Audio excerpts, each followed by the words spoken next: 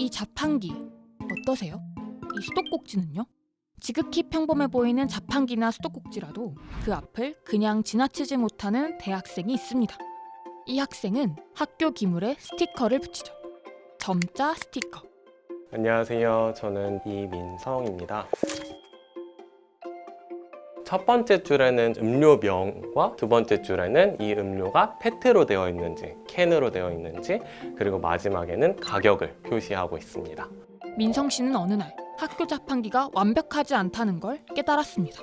학교 시설에는 그런 점자들이 많이 배제되어 있는 상태잖아요. 그래서 뭐 특별한 계기가 있다기보다는 없네?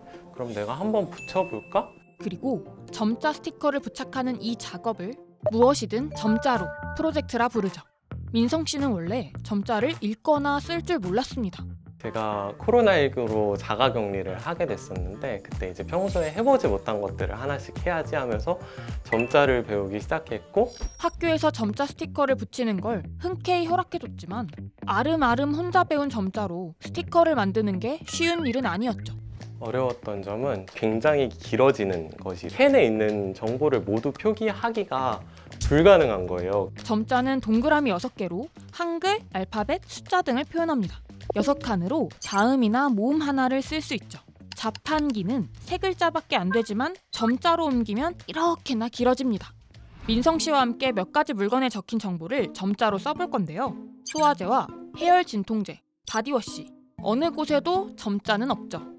음료수에는 있긴 있는데요. 하나는 이온 음료, 하나는 탄산이 가미된 음료지만 둘 다 음료라고만 적혀 있습니다. 일단 음료수에는 뭘 적어야지 좋을지. 음료명이랑 용량, 칼로리, 유통기한 얼지 않게 보관이 필요하다는 안내가 별도로 있더라고요. 영양 정보가 워낙에 많다 보니까 당류를 조금 중심적으로 작성을 해줘도 좋지 않을까. 음료수에 있어야 할 최소한의 정보만 이 정도. 이 정보를 다 적는데 약 30분이 걸렸어요. 이게 많이 빨라진 거예요. 옛날에는 얼마나?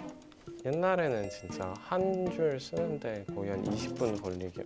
자리가 충분하지 않아 영양정보 스티커는 만들지도 못했는데 캔 표면에 점자가 가득합니다. 알레르기나 원재료 정보 등 다른 정보는 넣을 엄두도 내지 못하죠. 바디워시나 약은 적어야 할 정보가 훨씬 더 많았습니다. 또 캔 상단에 적힌 점자, 음료와 비교했을 때 스티커 속 점자가 훨씬 큰 걸 알 수 있는데요. 한국 점자는 최소 규격이 정해져 있습니다. 점 하나의 크기부터 점과 점 사이 간격, 볼록한 정도, 점자와 점자 사이 간격까지 이 기준을 잘 맞춰야 가독성이 떨어지지 않아요. 하지만 제품에 박힌 점자는 손끝으로 읽기에 너무 밋밋하거나 점과 점 사이 간격이 좁아 가독성이 낮은 경우가 많습니다. 시각장애인들은 상품에 대한 정보를 전부 알 수도 편하게 읽을 수도 없는 거죠. 민성 씨는 요즘 학교 밖에서도 점자 스티커를 붙이고 있어요. 여기가 어떤 공간인지, 화장실이 남자 화장실인지 여자 화장실인지 데스크에 간단한 안내 멘트 같은 거를 점자로 부착해둔 상태이고요. 민성 씨가 무엇이든 점자로 쓰는 이유는 익숙한 세상을 낯설게 하기 위함입니다.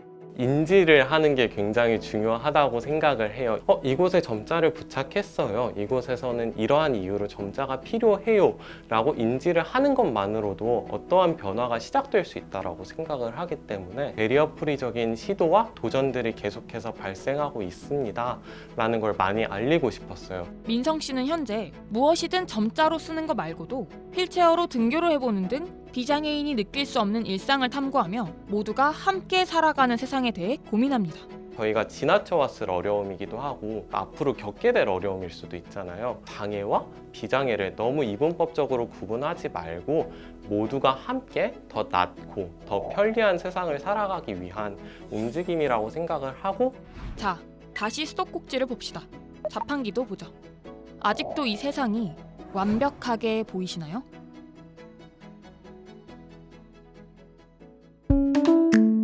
이번 영상을 만든 PD가 추천하는 영상도 보고 가세요.